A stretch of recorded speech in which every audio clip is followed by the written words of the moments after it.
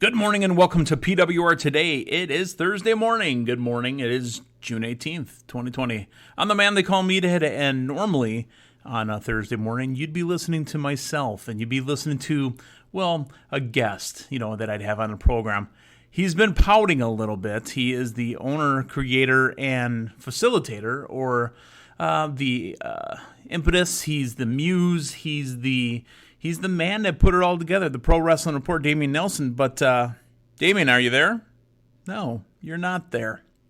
Dameon Nelson is pouting right now because word from the accounting firm of Dewey, Cheatham & Howe has officially declared and decreed that Fyter Fest from AEW on July 1st and July 8th will not be scoring any points. Dameon, in his draft strategy, apparently thought that he was going to win by using AEW talents that only wrestle 4 to 5 big events a year, and figured that he could try to work the system and get, AEW's Fyter Fest, which will be broadcast for free on TV, to count as points, and it just doesn't work that way. So Dameon was supposed to be here with us tonight. Dameon is not here, and because he's pouting and because he's pulling these shenanigans, if you will, I'm probably going to just show up. I don't know if I'll show up in prime time. I don't know if I'll show up during the talk that Dameon and Dave have with Shane Helms.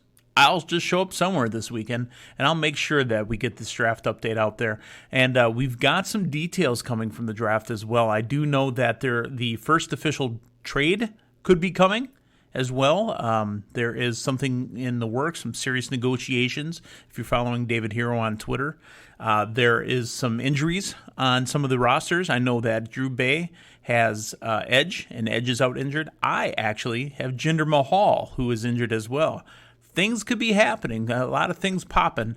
Big things popping, small things dropping, I think is what good old Montel Vontavious Porter used to say. So make sure you're tuning in this week to the Pro Wrestling Report and all of our outlets, including the YouTube and the Facebook and the Stitchers and the Spotifys and the Apple Podcasts and, wherever you're listening to this, especially PWR Today. It's 20 minutes. It's a nice little meathead in your cup. I'm not going to sing for you tonight. I'm a little disappointed in Dameon. I thought we were broadcast professionals. I've known the man since 1998. I mean, we're talking 22 years. Our relationship is old enough to go to the bars. But, he's pouting. So, Dameon Nelson, wherever you are, I know you're listening. Suck it up, buddy. You're going to be okay. Let's talk about what happened last night. Let's talk about AEW and let's talk about NXT. Now, we had two big shows on AEW.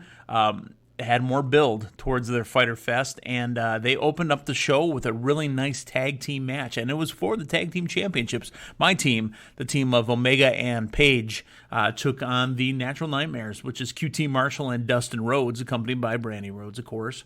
Really solid in-ring action. You get a little... you can't say it's interference. I would call it maybe a distraction, if you will, because Allie's out there on the ramp, and QT is he's schmitten. He's schmitten for his little Allie. So he wasn't fully into this match. Your winners of the match and still tag team champions, of course, the team of Page and Omega. I really do enjoy the team. They don't have to get along. If they would have lost the belts last night on AEW, I would have been okay with that because I wouldn't have lost points on it. I don't need them losing the pay-per-view, title matches. If they're going to lose it, win it back on the pay-per-view. That's what I say.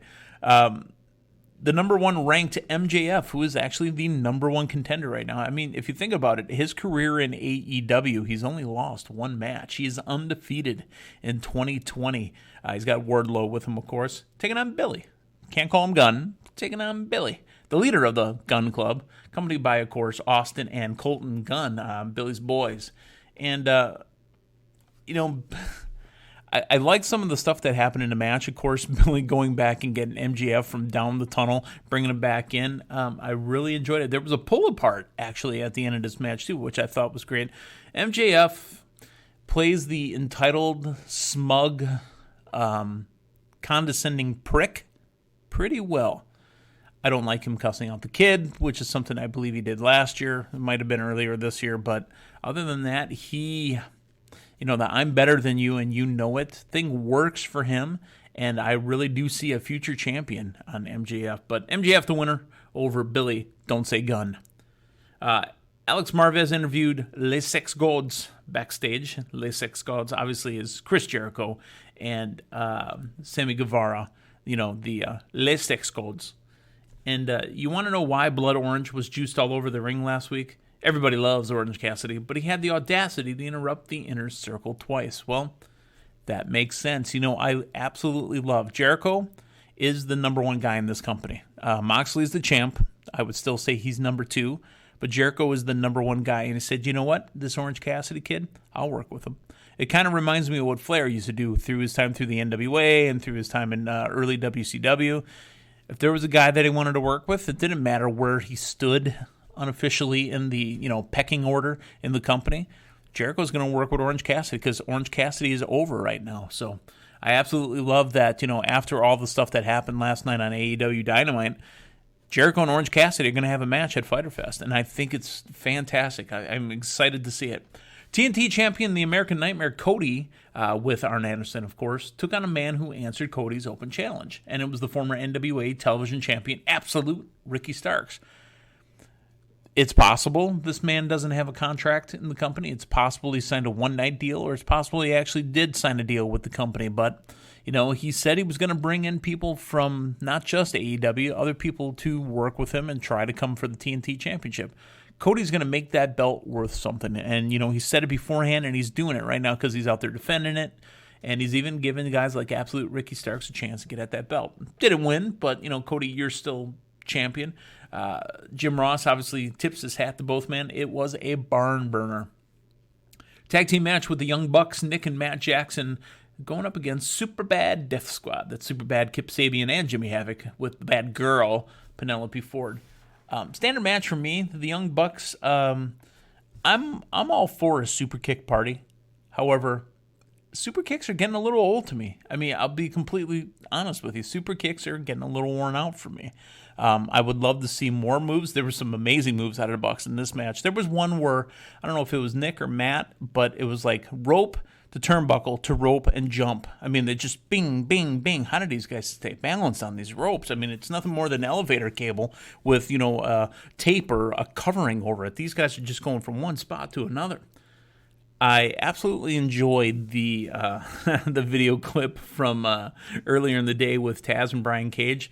Now, Brian Cage can talk a little bit. I think there's more work to be done there, but it's not bad. It's not hard to listen to. I don't mind Brian Cage. He's a big dude. So, obviously, Brian, if you're listening to this, boy, you're the greatest. Please don't come find me. No, I'm just kidding. Brian Cage is okay, but I really enjoy having Taz with him, and I love the FTW towel now in orange. The main event, really, again, was Chuck Taylor and Trent taking on Les Six Gods, Chris Jericho and Sammy Guevara. But the way it worked out at the end was one of the cameramen was Orange Cassidy under mask, under, face mask and hat and glasses and whatever. And he didn't even start off as Orange Cassidy. I mean, he literally just went right for Jericho. Fantastic show. I really do enjoy AEW Dynamite. I mean, here we are in the COVID era, obviously, and that goes for all companies, not just WWE, the different eras that they have. We're kind of we get a feel. Now, there's a difference, and not that either one is right or wrong or indifferent. There's just a different feel when you watch an NXT or Raw or SmackDown or one of the pay-per-views, and you're watching AEW, one of the pay-per-views, or Dynamite. I doesn't feel so clinically clean when I'm watching AEW. The lights are bright. I enjoy the interaction from the crowd, even though the crowd, most of them are wrestlers, most of them are, company people. I do know that WWE sprinkled some fans in at some point. There might be some family members in at AEW. I don't know. But it just feels a little bit better. When you get like NXT or Raw or something where the talent behind the plexiglass are chanting, "This is awesome," it just feels kind of canned, kind of forced, kind of just not organic, I guess is what I would say. Let's talk about NXT. NXT, we knew coming into it we were going to have the women's tag team champions showing up, and that's Bayley and Sasha Banks, the boss, the blueprint, showing up. We also got a lot of good interactions throughout the night. I forgot about them, I'll be completely honest. I remember when Fandango showed up and had Jericho at WrestleMania, and it's Fandango. And then he kind of stuttered and flamed out in SmackDown, then found Tyler Breeze, and they made Breezango. Then they kind of went down to NXT. I really enjoyed, what was it, Marsupial and Fabio? Yeah, that was fantastic. These guys could make their way back up to the main roster. Really, if offered, I think they could do some work in the tag team ranks. We got a lot of tag teams up there now, on the Raw and the SmackDown side, but I think they have a place up there to kind of, fit in where you get in. They did not win the titles last night, but still entertaining to watch. Damian Priest defeats Killian Dane. Pretty kind of standard issue match, if you will. Aaliyah defeats Xia Li. I might be pronouncing her first name wrong, but Aaliyah with the victory. William Regal addresses Adam Cole, Keith Lee, Finn Balor, and Johnny Gargano. I found this ironic. So we talked about Fyter Fest just a few minutes ago, how Fyter Fest was going to be July 1st and July 8th. Next week on NXT, you're going to get a Finn Balor, Johnny Gargano, and I believe Keith Lee three-way match for the North American Championship, with the winner of that match going to July 8th.